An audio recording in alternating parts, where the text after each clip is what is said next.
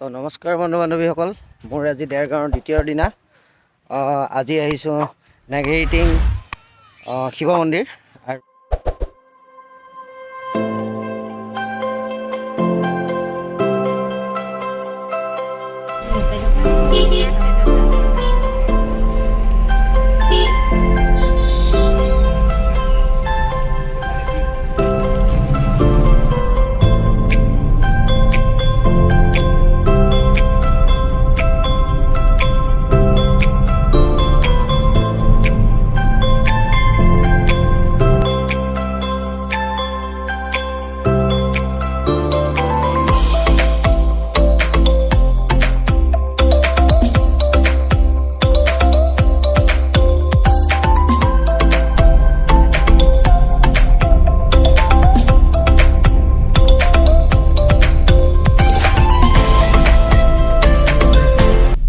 নমস্কাৰ বন্ধু বান্ধৱীসকল, মোৰ আজি দেৰগাঁৱৰ দ্বিতীয় দিনা।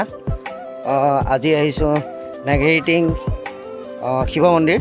আৰু খুব ওখ ঠাইত গাড়ীখন এইখিনিতে ৰাখিছোঁ। ইয়াত নামি আছে মানুহ, আৰু ইয়াৰ পৰা এতিয়া উঠি গৈ থাকিম ওপৰলৈ। মন্দিৰটো নিজেও চাম আৰু আপোনালোকক দেখাবলৈ চেষ্টা কৰিম। বান্দৰ আহি গৈছে পূৰা, ভয় খাই গৈছে। হাতৰ পৰা বুট কঢ়িয়াই কাঢ়ি লৈ গুচি গৈছে। বলক আমি আগবাঢ়ি গৈ থাকোঁ। আছে চাওক, বান্দৰ একদম পূৰা দৌৰি দৌৰি আহিছে।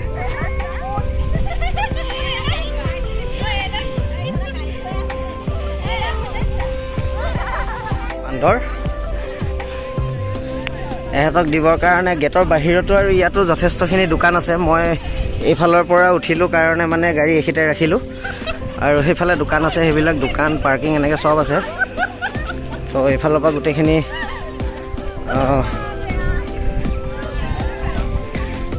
এইফালৰ পৰা মানে যোনফালে সুবিধা হয় এইফালে চিৰিও আছে। মেইন গেট, এইটো মেইন ৰাস্তা, মানে মন্দিৰলৈ যোৱা মেইন ৰাস্তাটো। আৰু আমি গাড়ী আনিছিলোঁ কাৰণে সেইফালৰ গেটেদি আহিব লগা হৈছিলে। এইটো মেইন গেট, এইফালেদি উঠিব লগা হয়। আমাৰ এইকেইটা বান্দৰৰ কাৰণে খুব ভয় খাইছে। বান্দৰ গোটেই আহি গৈছে যে।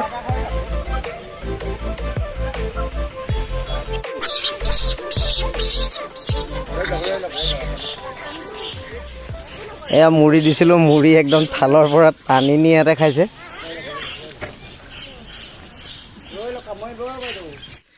অসমৰ গোলাঘাট জিলাৰ অন্তৰ্গত দেৰগাঁও নগৰৰ পৰা পূবফালে 6 কিলোমিটাৰমান আঁতৰত সুন্দৰ প্ৰাকৃতিক পৰিৱেশৰ মাজত অৱস্থিত নেঘেৰিটিং শিৱদৌলটো 200 বছৰৰো অধিক পুৰণি বুলি অনুমান কৰা হৈছে। 3 কুৰি 15টা শিলৰ চিৰি উঠি গৈ প্ৰায় 20 গজমান চিৰি নোহোৱা ক্ৰমান্বয়ে ওপৰলৈ উঠি যোৱা বাট অতিক্ৰম কৰি মন্দিৰৰ লোহাৰৰ গেটখন পোৱা যায়। গেটৰ পৰা 100 গজ গ'লেই মন্দিৰৰ বাটচৰা পোৱা যায়। চৌহদৰ 10 বিঘা মাটিৰ মাজত মন্দিৰটো অৱস্থিত।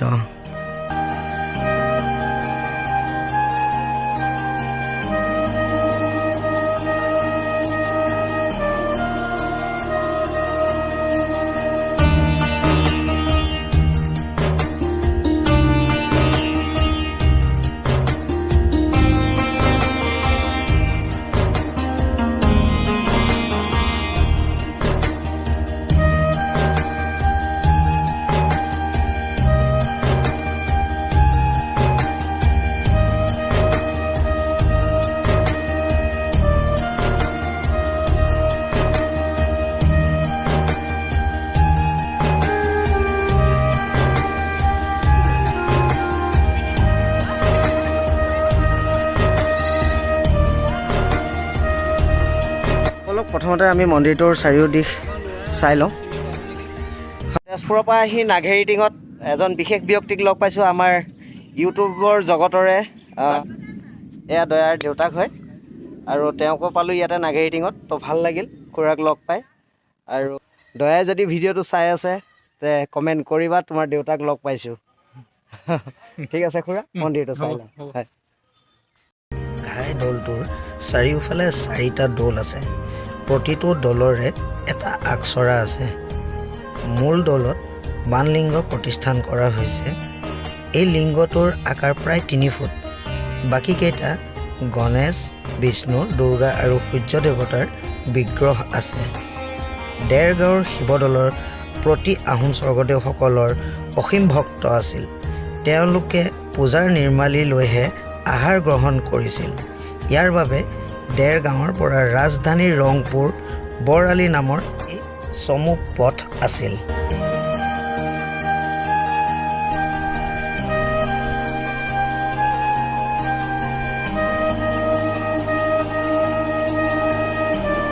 এয়া শিৱ মন্দিৰটোৰ পিছফালৰ চৌহদ।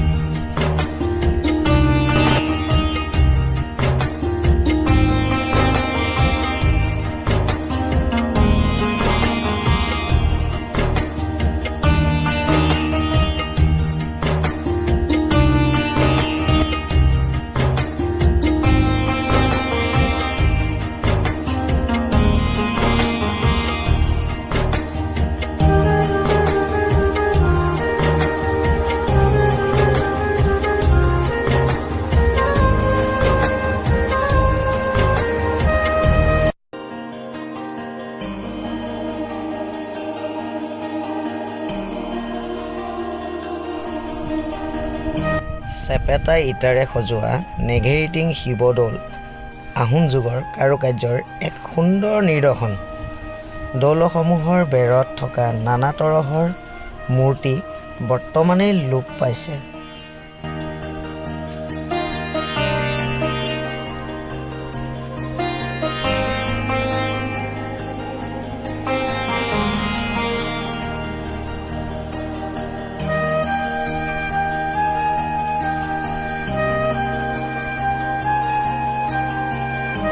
ভিতৰত গৈ আছোঁ, মন্দিৰৰ সকলোখিনি আপোনালোকক দেখুৱাম।